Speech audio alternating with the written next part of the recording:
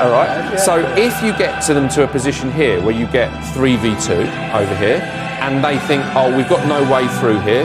You know, we've got a midfielder like Declan Rice to get past. We're not going to get through. What they'll do is they'll pop the ball back in here, and then Vitinha will come and receive it, and they'll pop the ball back in here.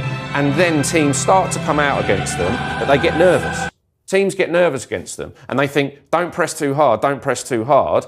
And then they start to play the ball around at the back to try and get themselves into a shape where they can find the free man. The midfielder will come in here, Dembele will come drop between the lines so they can fire the pass in. And teams almost allow them to do it because they think, oh, this is good, we've made them go backwards, right? Yeah. But the recycle press for Arsenal, for me, could be the exact place to do it. So if they get the centre forward, whether that's Gyökeres or Havertz, to go and press the centre back, which will be Marquinhos or Pacho, right? It will be Vitinha who has the ball. So when they go back into this position here, hit this player here with Trossard, hit Mendes with Saka, and now you've got Vitinha. And I know Vitinha is one of the most press-resistant players in world football. But if you've got a man v man there, you've got a man v man there, you've got this right, as I say, you've got that right there, and then you've got your players, your defenders pushing up, being braver and going man v man, you've got one to release.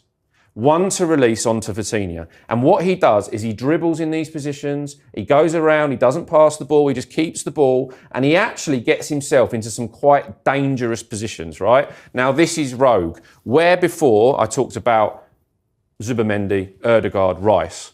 If Arsenal can get Declan Rice to be the free man to go after Vitinha, that might be where they get the joy. Right. Because if Vitinha receives the ball like this, the one player in world football that you do not want breathing down your neck in that position is Declan Rice, okay? And that's going to mean an extraordinary amount of work for Declan Rice, but that does mean that he's the one most likely to nick the ball off him. And if anyone can do it and still make that recovery run to get back in there to cover 3v2 on that side, it's Declan Rice. But you don't do it all the time. You just do it when PSG go, oh, we haven't had any joy here, we're going to pass the ball back in here, and Vitinha, and then go. Then set that trap and go. And it might be that Gyökeres or Havertz then benefits from nicking the ball, and then your 4v4 going the other way. So the recycle press is the one for me. Excellent.